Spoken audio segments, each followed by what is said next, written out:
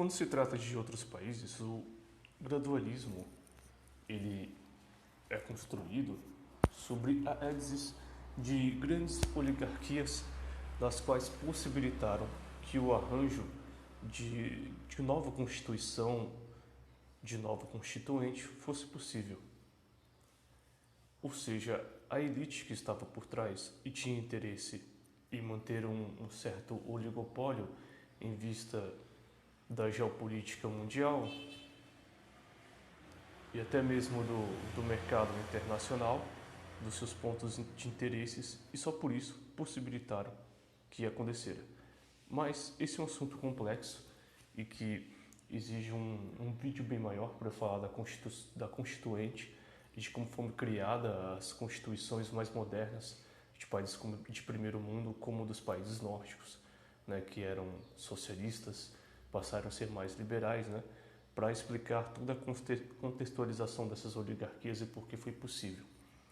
Já que no Brasil, como somos um país de colônia, basicamente, o interesse das oligarquias foi mantê-lo exatamente assim, né, uma colônia moderna. Então, por isso, esse modelo nunca foi possibilitado para o Brasil desde as eras antigas. Mas, da forma como é desenhado hoje, será que é possível se chegar a este modelo? E esse vídeo, talvez um vídeo mais didático, mais explicativo sobre a situação atual do Brasil, seja para você entender o porquê eu não acredito ou porque seria inviável um tipo de modelo liberal para o Brasil, um tipo de modelo de país de primeiro mundo, né? É tão inviável quanto o anarcocapitalismo. É como você ter toda a engenharia para construir um carro, ter todo o conhecimento, você tem todos os materiais, as ferramentas, só que não tem o dinheiro para comprar as peças. Então, nada vai adiantar. Muito bem. O primeiro expoente nesse nosso arquétipo, né, político, porque o Brasil ele nunca vai sair da estagnação, assim como os outros países gradualmente, como alegam os gradualistas, vão sair. As outras constituições eram muito mais flexíveis, né?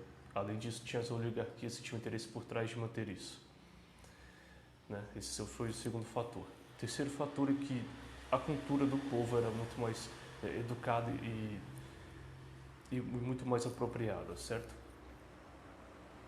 Por também interesses das oligarquias e costumes locais, claro, né? Aqui no Brasil, nós não temos somente a cultura, nós temos a cultura do jeitinho brasileiro, né? Nós sabemos, basicamente a maioria faz isso, né? E sabemos que quando o ser humano se corrompe, ele se corrompe completamente. Este é um assunto deveras complexo, né? Então não é tão fácil falar. Mas basicamente nós temos aí três fatores principais que impossibilitam disso algum dia acontecer.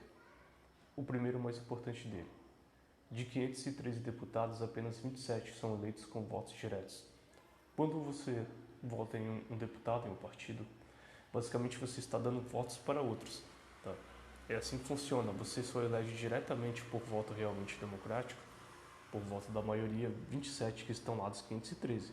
O resto todo é eleito pela bancada do partido pelo número de votos somados, dos quais toda a população votou. Tá? O resto basicamente é jogado lá, escolhido pelo partido.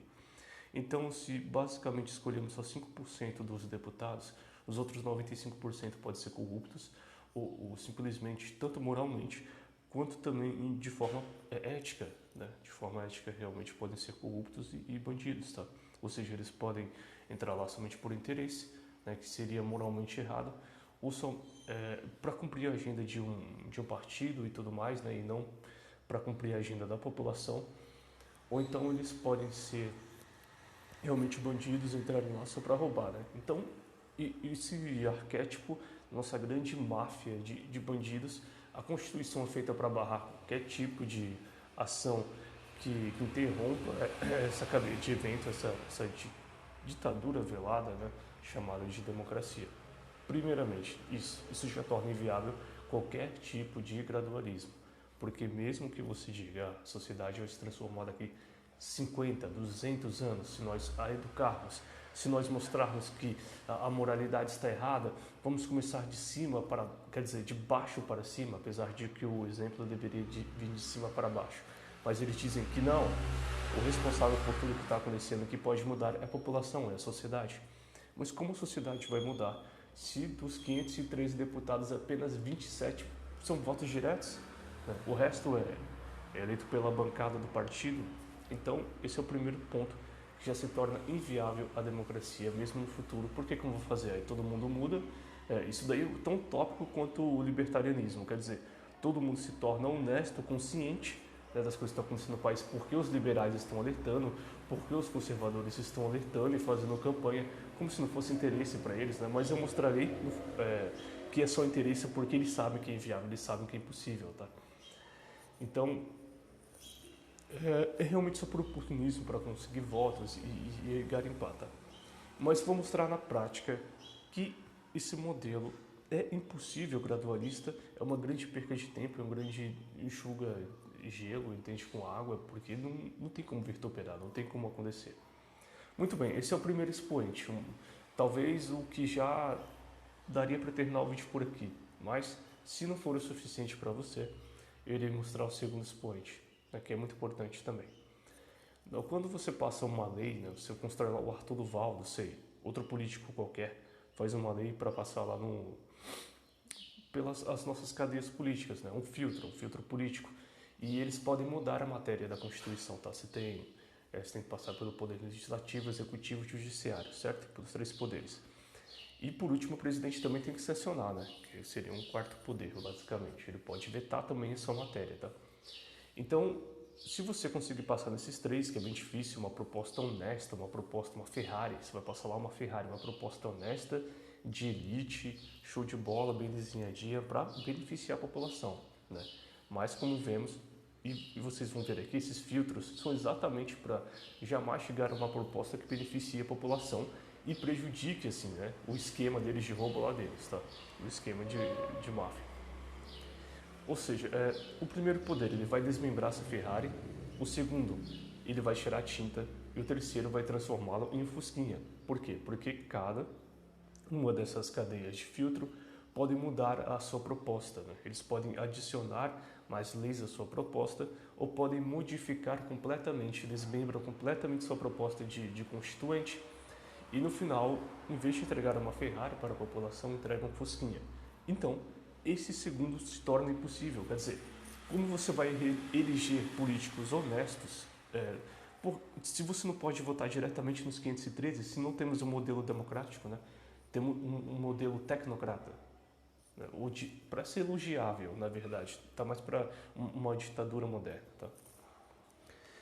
Então, esse segundo expoente mais importante, não temos democracia, não elegemos diretamente os deputados, não tem como chegar lá todo mundo honesto, todo mundo lindo, bonitinho, tá? E votar nos interesses da população, assim como esse grande modelo utópico gradualista diz, né? Que é tão utópico quanto o comunismo, quanto o libertarianismo. Isso é impossível, você basicamente garimpar todo mundo, pô. Isso aí vai contra o próprio conceito de democracia, que é o quê? Que é cada grupo, maior ou menor, tendo suas próprias ideias, né? A democracia separa as pessoas, né? Cada um vai ter suas ideias, vai ter o grupo majoritário, vai ter o grupo que toma a frente, né? Mas nunca vai ser todo mundo. Esse modelo exige que basicamente 90% da população concorde em colocar os mesmos políticos no poder, para assim os 3 poderes, quando você passar a Ferrari chega lá como um jato, entende? É impossível isso acontecer, né? Pelo primeiro fator e segundo, você vê que a Constituição é construída exatamente para isso, para tornar completamente inviável. Esses expoentes, esses fatores são exatamente para isso. Então, nós chegamos ao terceiro e último fator, né? O terceiro e último fator se trata das grandes oligarquias políticas, né, que mantêm esse modelo de engenharia social, de propósito, né? Exatamente para separar a população, para garimpar e dividir cada vez mais o poder, né? Criando essa ilusão de que as pessoas vão mudar o país gradualmente se elas continuarem lá, né? E elas continuam como uma ratoeira, como um caminho, um labirinto de ratos, né? Assim como tinha, por exemplo, no Bom Dia e Companhia, quando tinha o Dia Priscila, eles faziam provas com as crianças, né? E tinha a prova lá do labirinto do rato, né? Você colocava aquele ratinho branco e o ratinho tinha que passar pelo labirinto e chegava ao final. Só que o ratinho nunca foi livre. Ele somente seguiu o caminho do qual lhe fora construído para seguir. O caminho que lhe foi pavimentado pelos humanos ali, né? Ou no caso, nessa analogia, seria pelos políticos. Ou seja, as pessoas no gradualismo vão seguir apenas o caminho que lhe é permitido, que lhe é pavimentado. E a saída desse caminho é um caminho já pré-construído, já pré-concebido por eles. Ou seja, não há saída alguma. O final arquitetado e o final deles é exatamente o que nós vemos hoje. Um novo tipo, talvez a saída que eles pensem que seja, é um novo tipo de controle. Né? Eles pensam que saíram do labirinto, mas não, talvez eles estão saindo para ir para outro. Né? Assim como foi o socialismo fabiano batido no passado, ninguém caía mais nesse bite. Agora viemos com o neoconservadorismo que todo mundo caiu, ou seja, saiu de um labirinto de ratos para entrar em outro. Né?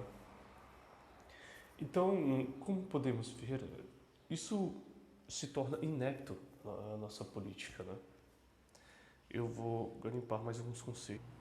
Muito bem, então como vimos, esse conceito liberal conservador, né? Seja lá o que for isso, um liberal conservador, é tão tópico quanto qualquer outra ideologia, ou mesmo o socialismo, o comunismo. Né? Eu estava pensando em fazer uma série aqui mostrando porque cada ideologia tem o seu calcanhar de Aquiles, e isso é só na democracia brasileira, tá? Eu já estou mostrando que na Constituinte brasileira é completamente inviável esse modelo que eles querem trazer de fora, tá?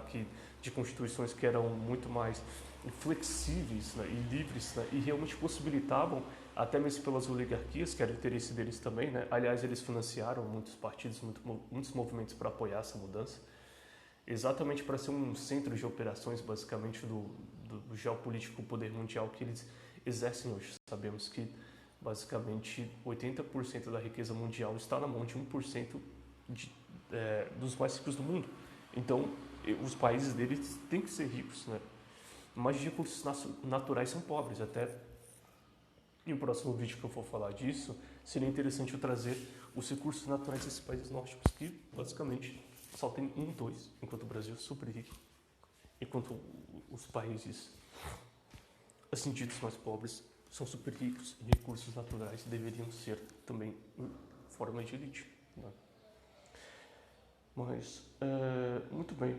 Então, esse fator cultural, esse fator de culpar, a culpa é da população, a culpa não é dos políticos. Os políticos são os últimos a terem a culpa. Primeiro, a população. Essa é a premissa deles quando eles dizem que temos que mudar primeiro de cima, quer dizer, de baixo para cima. Né? O que realmente concordo, tem que ter lá os pilares, dá para se construir uma casa. Não dá para você fazer uma casa sem os pilares. Só que esse modelo gradualista não serve. Né? Está completamente tudo estagnado pelo poder político. É por isso que eles negam. Agora, é claro que eles sabem dessa variável, dessa variante tão importante, mas fazem isso apenas por oportunismo para alcançar os seus objetivos de uma vida estabilizada, de ganhar muito dinheiro em cima da custa dos outros. Eles ficam pagando de pura moralidade enfim, né? E puro pragmatismo e tudo mais, né? Os justiceiros da política, né? Mas em realidade isso é só uma máscara que esconde a verdadeira intenção deles, né? E muitas das vezes, claro, tem muita gente que acredita de verdade que o gradualismo vai funcionar, que vai dar certo, né? Não estou dizendo que são todos, mas sim os principais expoentes, os propagandistas desta modalidade. Mas que realmente as pessoas acreditam, né?